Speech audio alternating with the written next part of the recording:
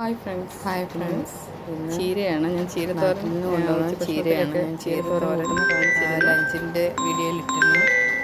അത് തോരൻ വെച്ചതെന്ന് കാണിക്കാൻ ഞാനത് ചെറുതായിട്ട് പൊടിപ്പൊടിയായിട്ട് തരിതരിയായിട്ട് അരിഞ്ഞെടുത്തിട്ടുണ്ട്. എണ്ണ ഒഴിച്ചു, കടുകിട്ടു, വറ്റൽമുളക്.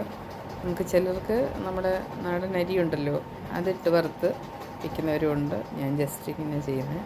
ചെറിയ ഉള്ളി അരിഞ്ഞത്, ചീര ഇലയേറ്റമായതുകൊണ്ട് നമ്മൾ കറിവേപ്പിലയൊന്നും ചേർക്കത്തില്ല. അപ്പോൾ ഇത്രയും ഒന്ന് വഴന്ന് വരുമ്പോൾ നമ്മൾ ചീര അതിനകത്തോട്ട് അരിഞ്ഞ് വെച്ചിരിക്കുന്ന ചീര വാരിയിടും. കുറച്ച് ധൃതി വെച്ച് അരിഞ്ഞതുകൊണ്ട് ഇച്ചിരി വലുതായിട്ടൊക്കെയാണ്. ഇച്ചിരി കൂടെ വണ്ണം കുറച്ച് അരിയാൻ പറ്റും. നമ്മളിത് അടച്ച് വയ്ക്കുന്നില്ല. അടച്ച് വയ്ക്കാതെ നമ്മൾ എണ്ണയിൽ തന്നെ ഇങ്ങനെ ആവി കയറ്റിയത്.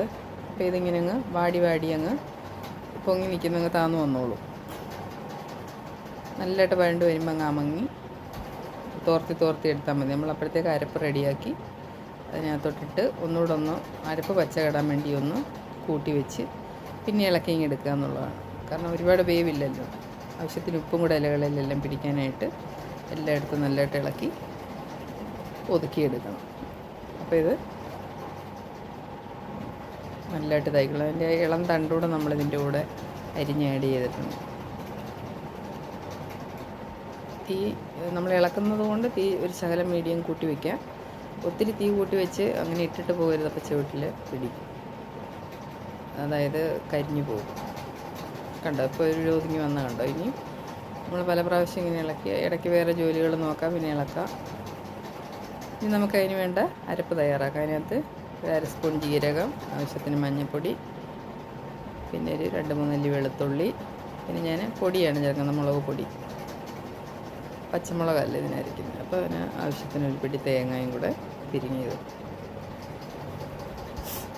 അത് ജസ്റ്റ് ഒന്ന് കറക്കിയെടുത്താൽ മതിയാവും. അപ്പോൾ നമ്മൾ ആ പീര അതിനകത്തോട്ട് ഒന്ന് ഇട്ട് പീരയുടെ ആവശ്യത്തിന് ഉപ്പും കൂടെ ഇടണം. നമ്മൾ ആ അരപ്പിന് ഇച്ചിരി ഉപ്പ് വേണമല്ലോ, അപ്പോൾ അതിനും കൂടെ ചേർത്ത് നല്ലതായിട്ടൊന്ന് മിക്സ് ആക്കിയിട്ട് ഈ ഇല അതിൻ്റെ കൂടെ പുറത്ത് കൂട്ടി വെച്ച്, നാട്ടിലൊക്കെ ആണെങ്കിൽ ഒന്ന് ലൈറ്റ് മൂടിയൊക്കെ വെച്ചത് ലൈറ്റ് ആവി കയറ്റും. ഞാനിന്നങ്ങനെ കയറ്റുന്നുണ്ട്. എന്താ നോക്കിക്കേ, ലൈറ്റായിട്ടൊരു അരപ്പ് വേകാൻ വേണ്ടി മാത്രം. അപ്പോൾ ഈ വെള്ളത്തിൻ്റെ ഇലയുടെ വെള്ളമയം എല്ലാം നല്ലതായിട്ട് മാറിയിട്ടുണ്ട്. അതുകൊണ്ട് നമ്മൾ തോർത്തുമ്പോൾ ഒരുപാട് ഒട്ടാതെ